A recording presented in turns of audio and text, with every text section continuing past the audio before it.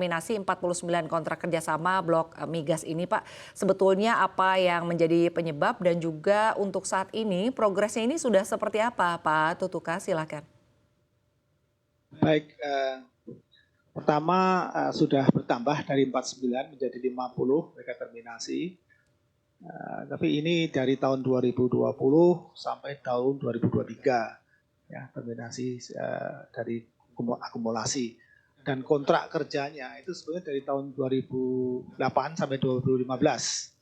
Ya, dua hal yang menyebabkan hal ini. Yang pertama adalah karena otomatis. Terminasi otomatis artinya apa? Artinya batas waktu eksplorasi sudah melewati gitu ya. Jadi terminasi otomatis. Dan yang kedua, karena sukarela. Nah, dalam industri migas ini selalu ada ketidakpastian, walaupun sudah dilakukan kajian studi geologi, reservoir, ya, geofisik gitu.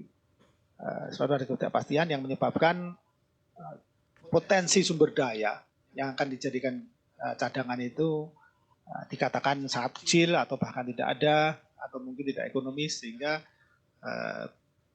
kontraktor tersebut tidak melanjutkan. Ya. Baik Pak Tutuka, terkait dengan upaya begitu ya terminasi ini Pak, artinya nanti akan dilakukan secara bertahap atau akan seperti apa Pak skemanya Pak Tutuka? Jadi dari yang ada tadi sekitar 50 tadi, nanti sebetulnya itu sudah terminasi ya, dan kita sedang evaluasi, kita tambahkan data, kemudian kita akan lelang kembali. Walaupun memang tidak semua dari 50 itu akan dilelang kembali ya. Kita tentu melihat mana-mana yang sekiranya masih menarik, masih berpotensi untuk dikembangkan, dan kita kita jujur dalam hal itu, kita berikan yang masih sekiranya bisa dikembangkan, akan kita lelang kembali atau dilakukan joint study.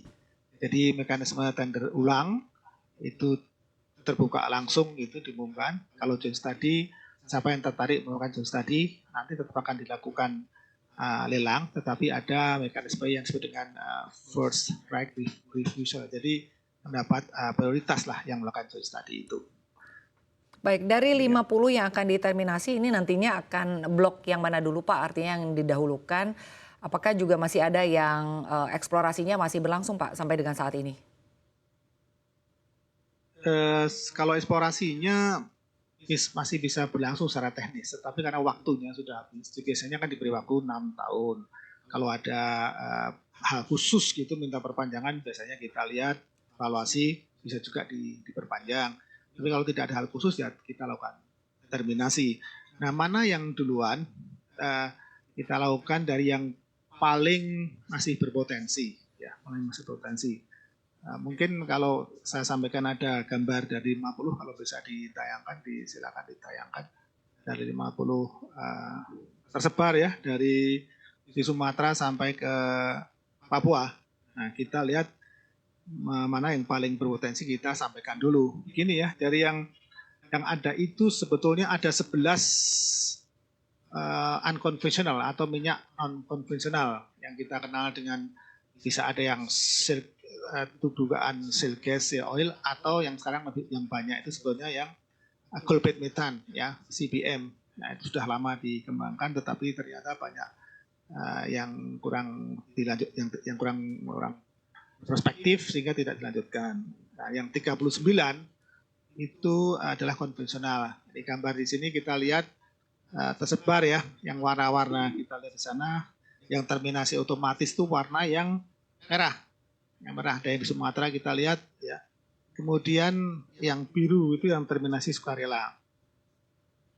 Jadi yang nomor 1 misalkan itu di kiri itu ada nomor 2 lah, mungkin ada Andaman 3 yang dikelola oleh Repsol dulunya, sekarang dikembalikan. Nah, itu salah satu hal yang cepat, diupayakan cepat untuk bisa dilelang kembali.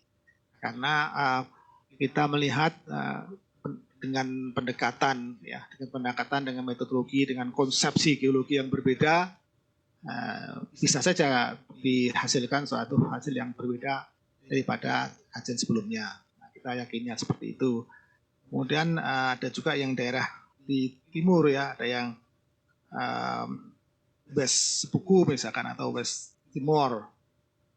atau West Papua 4 itu konsepsi-konsepsi bisa muncul dari geologis berbeda dengan yang sebelumnya. Hal yang seperti itu kita punya tim ya, ada tim ekspor, ada tim yang formal untuk mengkaji kembali dan ditawarkan kembali yang sekiranya bisa prospektif ke depan.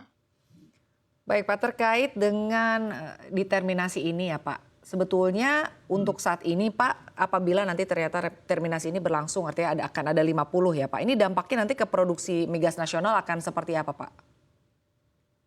Yang pertama, ini terminasi kan yang sudah evaluasi beberapa tahun yang lalu ya, jadi ini BK eksplorasi ya. Nah harapannya setelah dilakukan lagi kajian data dan dilelang lagi, nah ini bisa menambah produksi nasional ya. Memang ada hal yang bisa besar prospeknya seperti yang di Andaman 3 itu. Jadi geologis mengevaluasi itu berdasarkan background-nya, berdasarkan pengalamannya. Bisa saja dikatakan seorang geologis sebelumnya tidak ada secara konseptual dari segi petroleum sistem. Tapi geologis yang lain bisa mengatakan ini masih prospektif. Nah, kalau seperti Andaman 3 ini bisa berbalik ya, dikatakan tidak ada tapi bisa juga besar. Ya. Masih perlu kita tunggu bagaimana tambahan data dan tim subsurface-nya melakukan kajian. Nah, seperti itu harapannya bisa kita tunggu ya dalam masa beberapa tahun ke depan. Berapa tahun depan, bisa 5 tahun gitu, bisa meningkatkan produksi ya, harapan kita ya. Karena kalau kita banyak tawarkan yang terminasi ini harapannya dikerjakan kembali dengan tenaga dengan tenaga yang baru, expert yang dari sisi pandang yang berbeda, dengan tambahan data. Nah, kami sangat berharap ini bisa menambahkan produksi di kemudian hari.